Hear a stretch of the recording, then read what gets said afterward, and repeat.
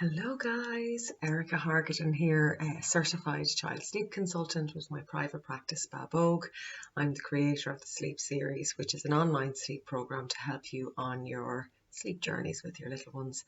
And I'm a mum of three, so there's very little I haven't seen on the sleep front, and that's actually what I'm going to talk to you guys about today. So today I want to tell you my story and how I became a lover of sleep and maybe a little bit more aware of what's involved in sleep. And it really all stemmed from my struggle with my first child's sleep. So I'm a mum of a 10-year-old at the moment. There's no more on the way, an 8-year-old and a 4-year-old. And my 10-year-old was the one that I really struggled with. So he was born in May 2009, and myself and my husband had only been married the previous July. So he was born less than a year after we got married. So we were very lucky to get pregnant so quickly and have him so quickly. We're thrilled. But new parents, not a clue. Now, I will say this, I had read quite a bit about prepping. I'm a real prepper, I'm an organizer, like I like to know what's going to happen. And this threw me completely. Not a notion, because little person didn't do what the book said. Little person, isn't a robot. So it just absolutely threw me. And from birth and even from pregnancy, he was quite an unsettled baby. Like, he tried to come 5 weeks early and they ended up stopping the labour, and he ended up being born kind of 2.5, 3 weeks early. He was 6 pounds 14 ounces born, so not an overly small baby, but maybe small enough, kind of like all my other children were like 8 and 8.5 pound babies. So he was small enough. He was difficult to handle, difficult to feed. He squealed all the time from 3 weeks. The first 3 weeks were quite settled. I usually call those the real newborn 3 weeks. They're still sleepy from their journey, kind of coming into the world. But from 3 weeks, he squealed and squealed and squealed and squealed after every single feed. Just dries his knees up. He was so unsettled, and he hated being fed. Hated it, just absolutely hated it. He didn't want to feed, and as a result he didn't really gain very much. So I ended up not feeding him for a long period of time. I ended up cutting my breastfeeding journey short with him and switching over to bottles, but it didn't improve. He continued to squeal and squeal, and his sleep was horrendous. He didn't sleep during the day, like for any more than 45 minutes at a time, if even, and at night he was awake every hour or every 2 hours. He was just so unsettled. He never settled down. And I remember going to, the places that you turn to, like turning to my GP and turning to my public health nurse, and kind of, been told that it was a phase, that he would grow out of it, that he wasn't refluxy because he wasn't vomiting, and he was gaining, not massively, but he was gaining, he was okay. But I knew in my heart and soul that there was more to this than met the eye. I knew. But as his sleep didn't improve, the sleep deprivation for me got worse, and it had an extremely negative effect on me. Everything in my life was just shrouded in a cloud of negativity. I couldn't see the wood from the trees. I couldn't get on top of anything. In fact, I became very insular. I didn't really want to leave the house because I could barely cope with what was happening in it. I was very tearful all the time. Like, myself and my husband were fighting all the time. Like, we were a newly married couple with a new baby, like with the world ahead of us. It just was so hard. And all my relationships with everyone, friendships, parents, my mum, my dad, it was all suffering. And I was obsessed with trying to get him to sleep, but sure, nothing I was doing was working. Nothing. And I again was turning back to my public health nurse and my GP going like, please, how do I help him to sleep better? And again, it's just a phase. And I remember distinctly being told that I wasn't coping, that this was a part of parenthood and I wasn't coping. It was the worst thing that anyone could have said to me. I think I fell into a dark abyss after that. And I kept being told I needed to take antidepressants. And I didn't.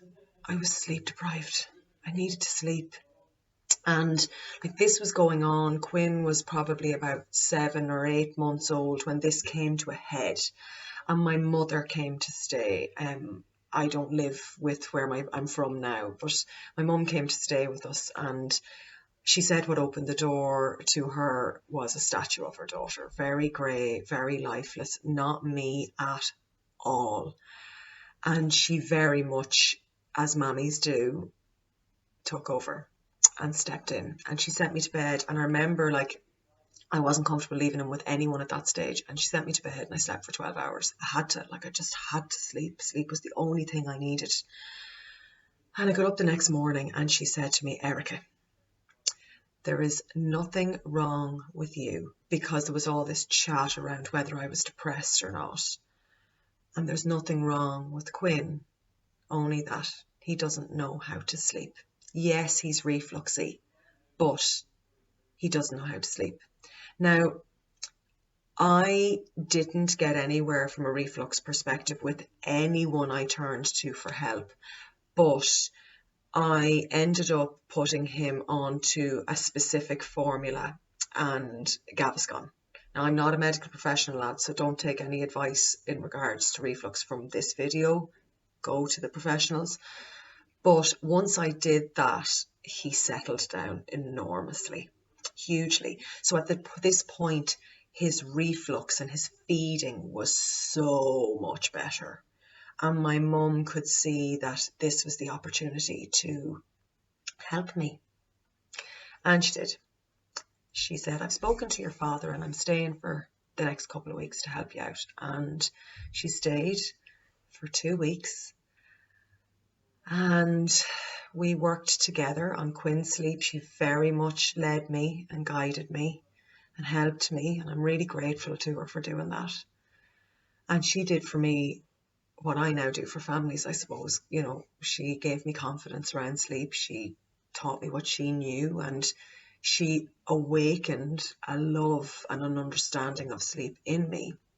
And we worked on his sleep. It was never perfect. Child sleep evolves all the time, but we got him settled as we could. He's not a robot. They're not robots. And I never looked back. It was the best thing I ever did for me and for my little family. And I don't regret it for an instant. But when I went on to have 2 more children, because I wanted to have more kids, I really was a bit afraid that I wouldn't be able to cope with sleep deprivation again. So I read everything I could. I educated myself. You name it, it's probably back there on the shelves. I've read it. Every sleep consultant's book, kind of any doctors or pediatricians that had written books, anything that was in the paper about sleep. My husband would cut it out and bring it home with me. This is the time before iPhones, by the way. I didn't have one of these to look up stuff on, so think about that. And I really moulded the next 2 kids' sleep from birth. Kate was exceptional. I do think she had that unicorn status in her. She slept through the night from 7 weeks. She did very, very well. Patrick was a little bit harder, but he went through the night from 12, which is incredibly early. But I really put that down to me understanding their sleep, guiding it and moulding it, and kind of using what I had experienced on my first child and bringing it to the table with a greater understanding and putting in place flexible routines that I could have a life and still have sleep with my kids.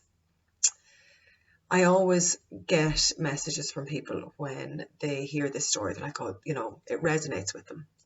They can see it. They are experiencing it themselves. And I welcome your messages, you know, you're not alone. There is so many of us out there that are experiencing issues like this, you know, with our children's sleep, and everybody's reaction to it is different. Everybody's. And your reaction is your reaction, and whatever that might be, it's okay. And whatever you decide to do with your children's sleep, that's okay. All I'll say is, if you decide to co-sleep, do it safely. So if you'd like to know a little bit more about me, you'll find more details on my website, babogue.com. Thanks, guys.